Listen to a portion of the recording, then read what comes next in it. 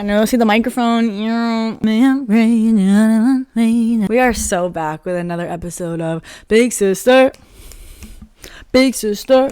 We're working on the theme song. I'll tell my team to work on it. I'm very excited about this episode. Last week I gave you my rant. Today is actually a really widely requested situation and something that's been coming up a lot in my week. And that is how I deal with conflict as a high school educator and as a person, because I'm a pretty silly lady and I don't have that many problems, but when I do handle the problems, we gotta handle it the right way. Before we even get into anything else, everything comes from something. Every even positive thought that you have, or a negative thought, or just way that you perceive yourself, that always comes from something.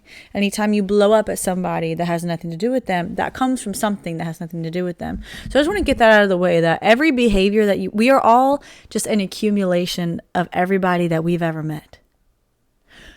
So when you consider that and you're talking to people, who they are, it's part of their personality and part like nothing, has nothing to do with them at all. So when we're approaching conflict, especially with children or teenagers, that's kind of what I try to keep in the back of my mind. It works like 80% of the time, and then the other 20% I'm going, okay. So for example, this week, I always make fun of teachers who are like, oh, dude, this kid like cussed me out today. Oh my God, I got cussed out today. And I'm always curious, especially like depending on the teacher. I'm like, did you get cussed out, or did the kid just like cuss in front of you? Either way, it's like not cute, but those are different. Those are different levels. But it's always interesting to me. I'm always curious and I want to ask, but I don't think I'm gonna go there. But this week, I for real got cussed out by a kid. All of my students were like,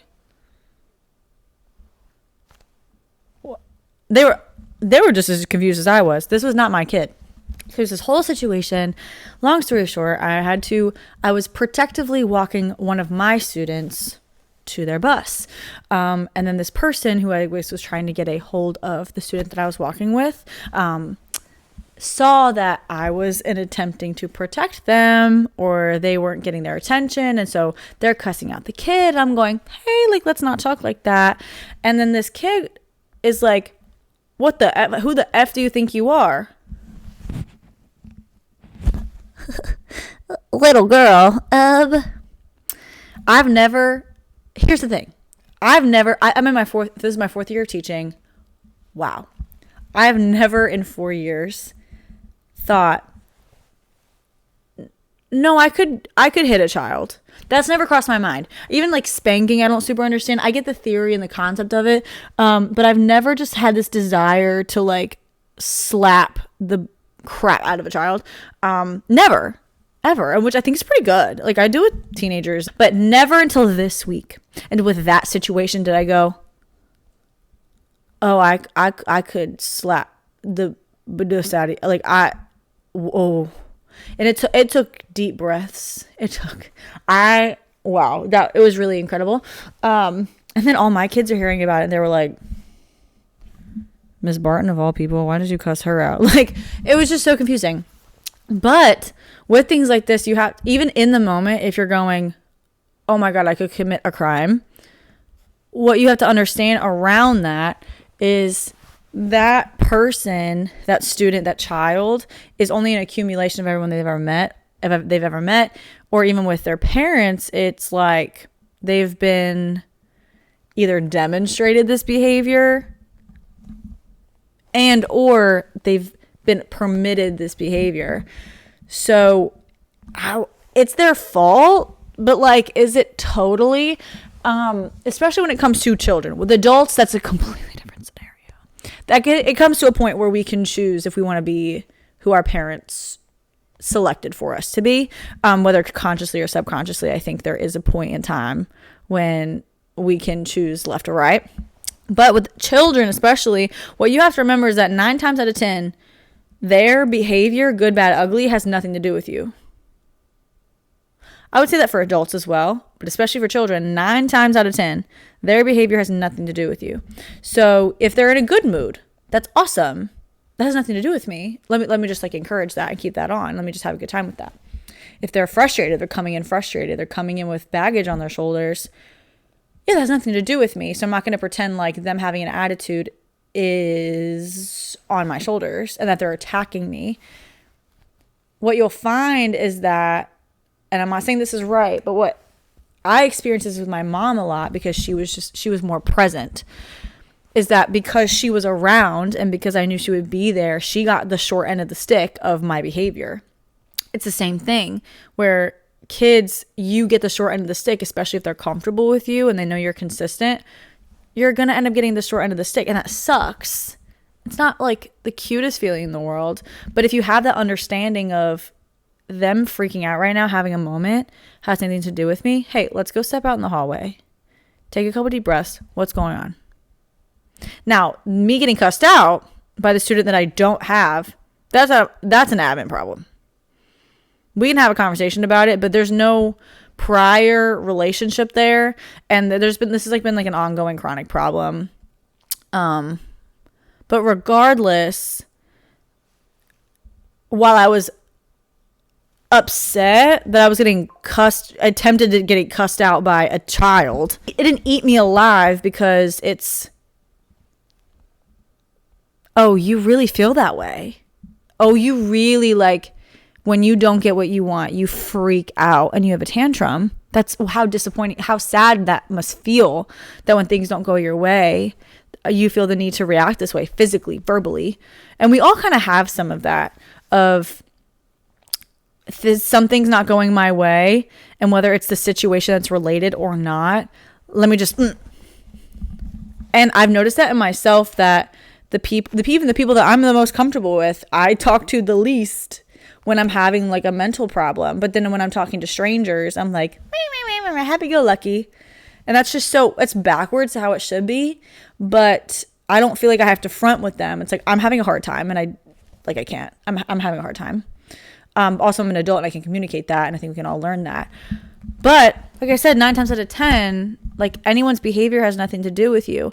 Something could have happened that morning, or they really just woke up on the wrong side of the bed, or they feel insecure about something, or there's this other twisted thing that's going on that 9 times out of 10, again, has nothing to do with you. Even the positive things. If somebody sees, and I've had this conversation when it comes to like my students' relationships.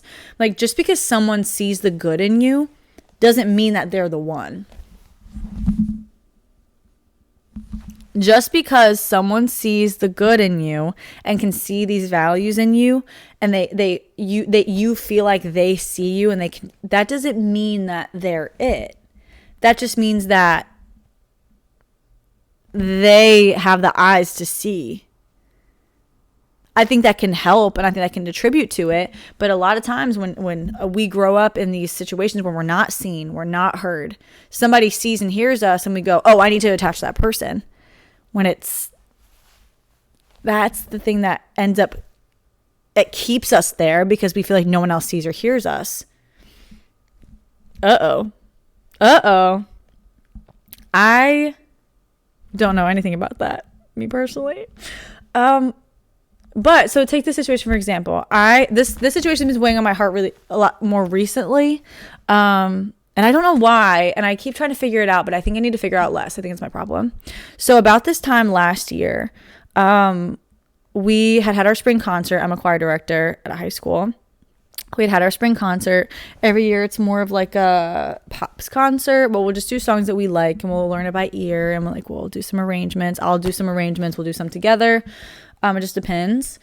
But in this one particular concert, I just don't think they were as prepared as they should have been. The program, since when I first got here 4 years ago, the program was like 30 people. It was right after COVID. There was a bunch of like switch around. So it was really like bare bones. So it was a cool opportunity because I got to build it into what I wanted it to be. There was no like turf war of like ex-choir director into a new thing, which was really, I think, a blessing in my eyes. Not that there's anything wrong with the prior. I think it's really cool that if you're stepping into a program, that's how it worked out for me. But they've, in a way that I'm very blessed, we have only known success since I've been here, getting superior ratings at county, superior ratings at state, doing all these things, only growing. So when we get to a concert and they felt like they didn't do so well, I think it was like devastating for them. And I wasn't doing so hot mentally either at that moment, with like an outside thing. Again, had nothing to do with them. I had an outside thing, and all of these things kind of collaborated into this one choir didn't do as well as they thought they should have. And I agree, they didn't do as well as I thought they should have. And I think just in lack of preparation, and there's only so much that I can do in a scope of a classroom if you don't know the words to a song. We did it in class, so I think you should, it's like a practice thing. But I come to work the next day, home to school the next day, and a student is like, I think you should see this.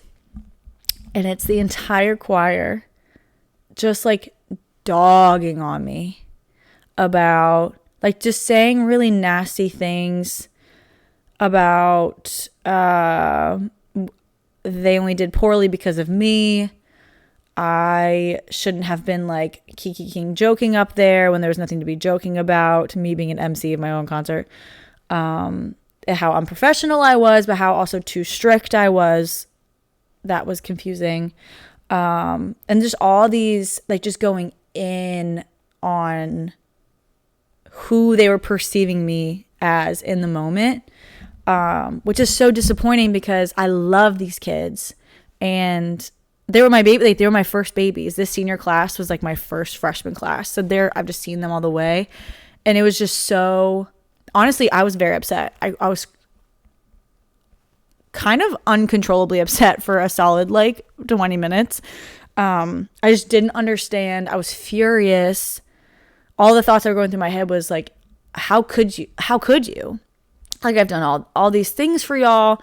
I've broken my mental, I've reached to the ends of the earth for y'all. I've done nothing but desire to grow this program and make it good for y'all.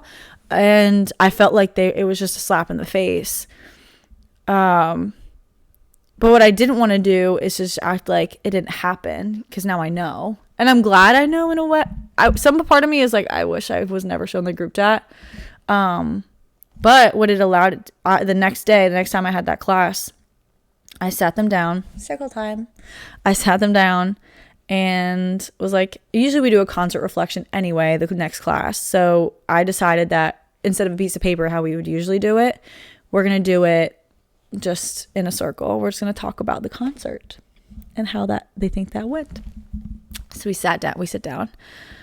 We're all sitting there. I'm like, so, like, let's talk about the concert. Like, how do y'all think it went?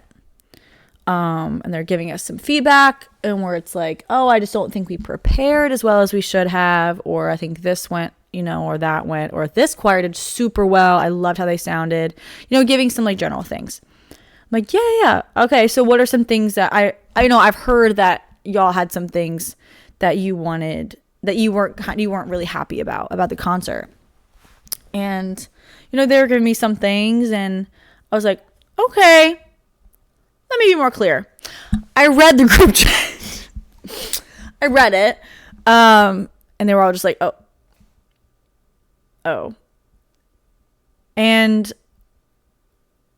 what it opened the door for was open conversation of, yeah, I felt unprepared. Like, as the students, I felt unprepared. And you're just the common denominator. You're just an easy scapegoat. 90, all of them retracted what they said, except for one who actually doubled down on what she said, and said some really hurtful things. And again, these are teenagers. Like, they're children, but like, they're older. So it's almost like their feedback is more, it comes from, in their minds, like a true place. And it was devastating for me. But with this one girl who doubled down on it, of just dogging on me and I guess, just not liking me as a choir director. What we got to do is we were talking. I was like, well, why do you feel that way? Like, I'm just not understanding. And she was like, well, what it ended up circling around to was that she feels so strongly that she needs to put up a wall and judge and perceive people in this way, almost like help them, but not, because she feels like she's being judged. And she feels that she has to do everything right or else it's devastating. And she has to be on point or else she's going to be punished or something of that nature. And what ended up happening, fast forward, is that we sat down together and I was like, okay, write 10 things that you like about yourself. 10. Because that comes from a place of, I don't like it. I don't like what I'm doing. I have to write 10 things that you like about yourself. It took her about an hour and a half. Like in tears, sobbing. Because it was just so, she couldn't think of anything. And so that was just a really, at least what I could tell, she was a senior that year, but before I could tell, like, that was a really formative experience for her. And for me, because it's, okay, with the situation, let me take what I perceive as true and leave the rest. So what of this could I maybe alter? How objectively maybe could I prepare better with them? Allow them maybe I gave them parts tracks and I do all this stuff. So I just trying to take what's true and leave the rest. But with this one individual, I was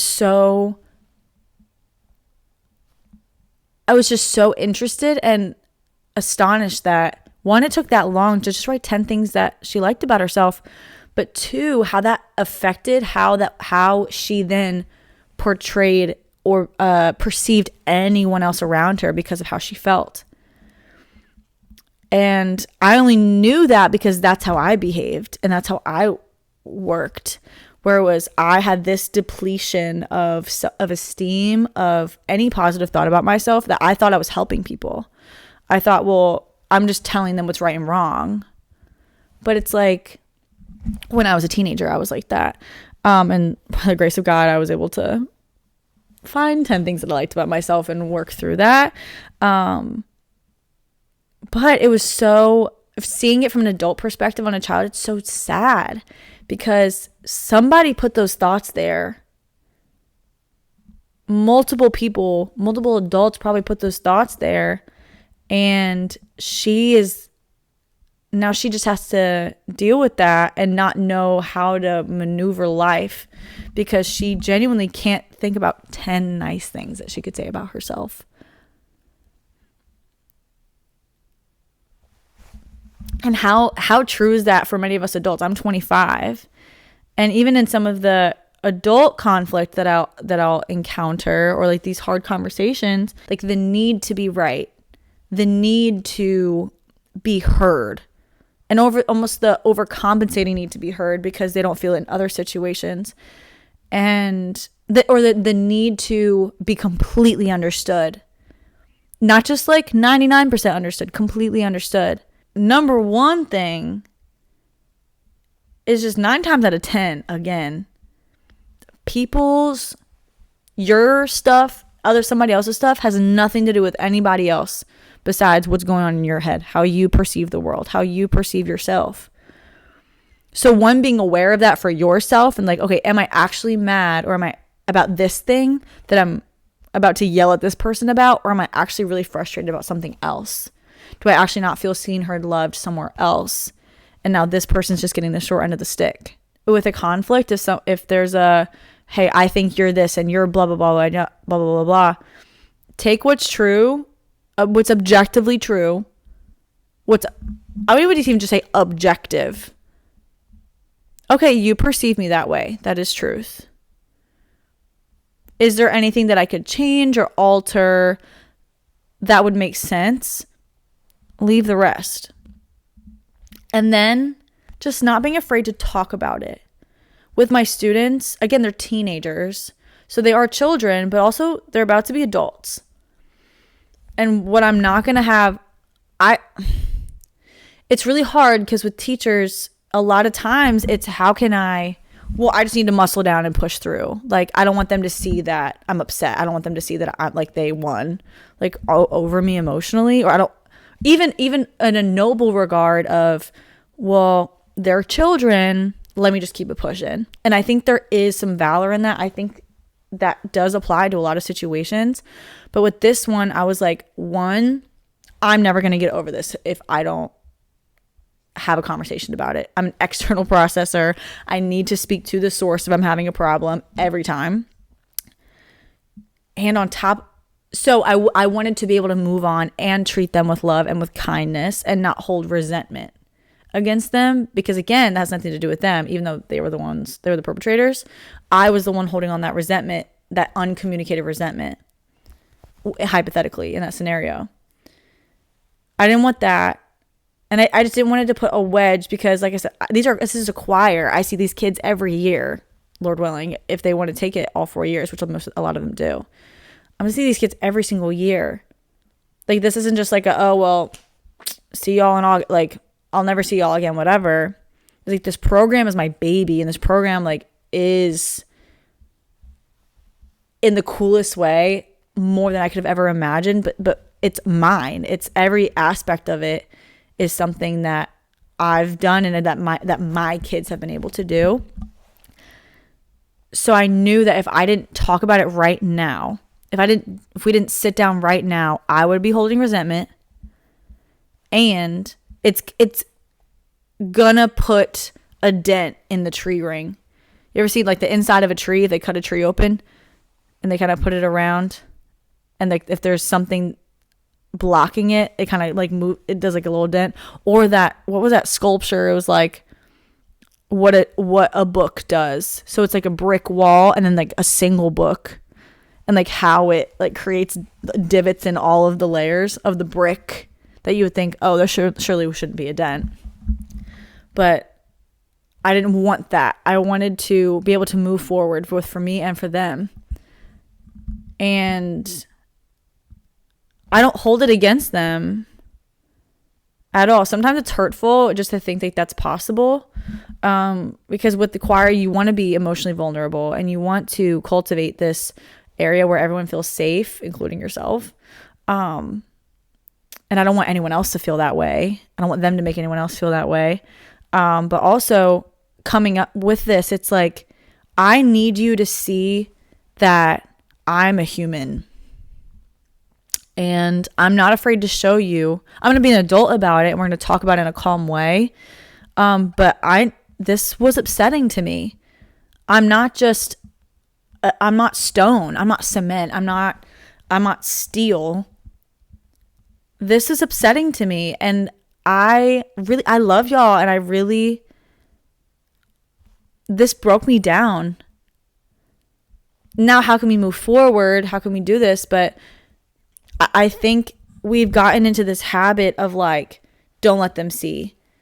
You need to just keep it pushing. Like, they don't know. They're just children. Like, just keep it pushing. They don't know. Or it's all the way dramatic, where it's like, oh, well, those problems have nothing to do with you, where we just like try to ignore. And like, well, they have a rough home life.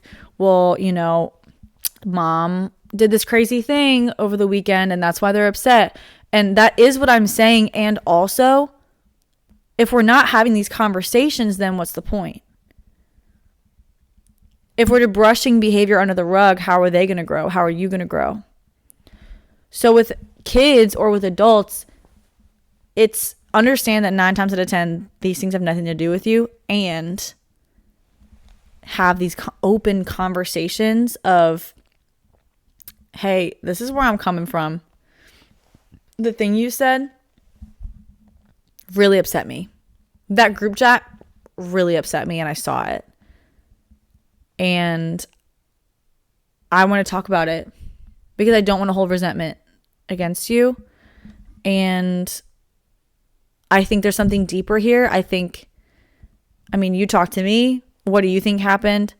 Oh, well, I think we were just really ill prepared, and you were just the easiest scapegoat. Yeah, that makes sense. It's still really hurtful. It's going to take me a second, but I I see that point A to point B. How can we move forward? With adults, it's a lot of times we think we know everything and we make assumptions about people. I'm guilty of this, where I read someone's body language or facial expressions and I just think like, oh, well, they're that. And I know them. And in a good way or kind of a bad way. But so then every conversation, if I have a conversation with that person, I'm maneuvering out of that perception that I have of them. And is that fair? Maybe. Is it protective? Absolutely. But it does give me a preconceived notion of who I believe that they are without even asking them about it. And that's on me. That's a me problem. And that's something that I've been working on or attempting to work on. Where it's not just, oh, I see that. I see the way that you did blah, blah, blah, blah, blah. And I think there is good things about that. And also, I can't pretend like I know everyone based off of a split moment, a split second. Again, it can be protective and also staying open to what's going on. Reading that group chat. That was a few minutes, a few devastating minutes, a few very hurtful minutes of people who now and before then really cared about me. But for now, they're like, oh, yeah, that was crazy. How do we do that? Oh, because we're children and we just need to blame someone. We need to blame something. But how often do adults do that too? With like the political area, everything needs, in this client, like everybody needs a scapegoat. Everybody needs a thing to pin to. I think any of these conflict, weird like beef things on social media, it's always like, well, she did that and he did that and they did that. Which one do you think it is? Who is right? When it's like, low key, neither of them, none of them, and all of them, question mark, is that an option? Human beings are so much more than black and white. They're so much more than just like opposite ends of the spectrum politically or of being right and wrong. They're just so much more than that. So when you're addressing conflict, when you're going through conflict with somebody or misunderstanding, having that perspective of myself, having that perspective of them can be what I found is the most freeing thing about handling conflict. Because like I said, I'm an external processor. I need to talk to whoever I have a problem with, whoever there's a misunderstanding with. If I don't talk to that person, it's just going to play over and over and over and over and over and over in my head. Don't diagnose me. If you're watching this, don't try to diagnose. I already know what it is. You don't need to do that. But in order for that to stop, I have to talk to that person. Then the moment I do, it 99% of the time goes away. So I have to externally process things to the person. Seeking conversation with people, seeking grace, seeking to understand, and with solution will never, ever, ever on your end steer you wrong. And I say on your end because you will find it with students, with adults, that no matter how much you want that, how much you want a solution-oriented conversation, a seeking to understand conversation, they're just not having it. They're not in a place to have it. They just are choosing not to have it. They're not having it. And again, nothing to do with you. So let me do my best. Let me give my grace, give my best grace. Seek to understand the most that I could possibly understand about the situation. Not saying brush it under the rug, pretending like that group chat never happened, pretending like that kid didn't cuss me out. That's not helpful. That's not productive. That's just putting me in an awful position. That is putting more suffering on yourself so that someone else doesn't have to. If I just fester and think about it, let me put myself in misery so that I don't have to bother somebody else with trying to solve this problem together. That's what that is. Let me just take on all of it and it's just my problem. Like, I'll figure it out myself. Is that how we like work though? I've done that. And that's honestly my default, was like, let me just figure it out myself. It never works out for me to fix it myself, solve it myself. Or maybe I will fix it myself, but it took longer. I held more resentment and made the process so much more miserable. Whether if I just leaned on my people, talked to that person that I was holding resentment against, or if that's impossible, talk to one of my friends about it and go, I'm holding resentment against this person and I need to just get it out because it's getting stuck in my body. Or when something happens, nip it in the bud and have that conversation sooner and not just waiting so that resentment can build up. And having that grace to go, hey, I want to have this conversation now because I know me and I know that I don't want to be angry at you for something that I chose not to talk to you about. What you said was hurtful, or when you do this, I feel it is blah, blah, blah, blah. Don't say you are and you always and this always and we can't. And it's everything is so like up here and again, black and white. When this happens, I tend to feel this way. Or like, hey, when I read that group chat, I felt so betrayed. I felt confused. I felt angry because out of love, I feel as if I have poured so much into this and now this is what, it's not like this is what I get, but like I've put so much love and time into this that it's not loving on me back. Actually, it's doing the opposite. And because of that conversation, I was able to move on and they were able to move on. Like I said, it's been coming up in my mind recently. I think it's just like because it was around this time last year. But also as a reminder of like, this is what conflict resolution can look like. Hey, yeah, this happened because you were with students, but also this can happen with your adult problems too.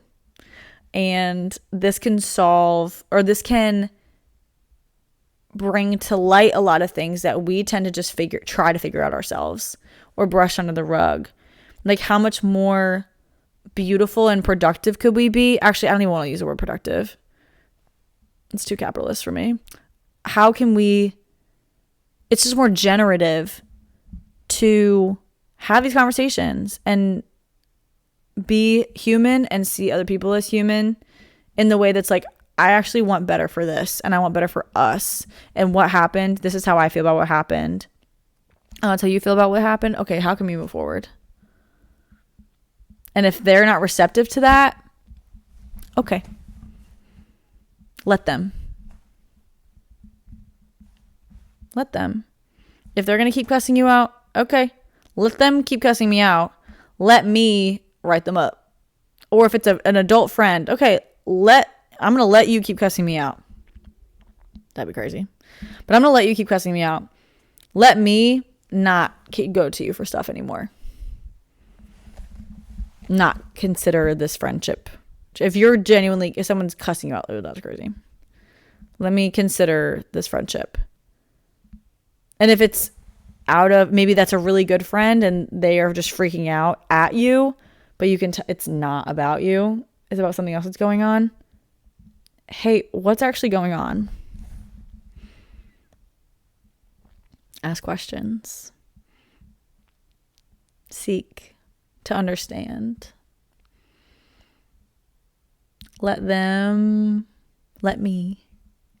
Not to quote Mel Gibbons or anything, but I just need some maybe if I get giant glasses that people will listen. Maybe it's the hypnotizing giant glasses. What did Caleb Heron say? It's like, do you think that Mel Gibbons' family will recognize her if she didn't have her? I'm getting off track. This has been a glorious, I hope, it was an episode. of Big Sister on I got 99 problems, but you ain't one. 99 problems, but you ain't one. Ooh, that was good. Make sure to like, subscribe, comment. Let me know what we should talk about next. I can't wait for next week. Bye, y'all.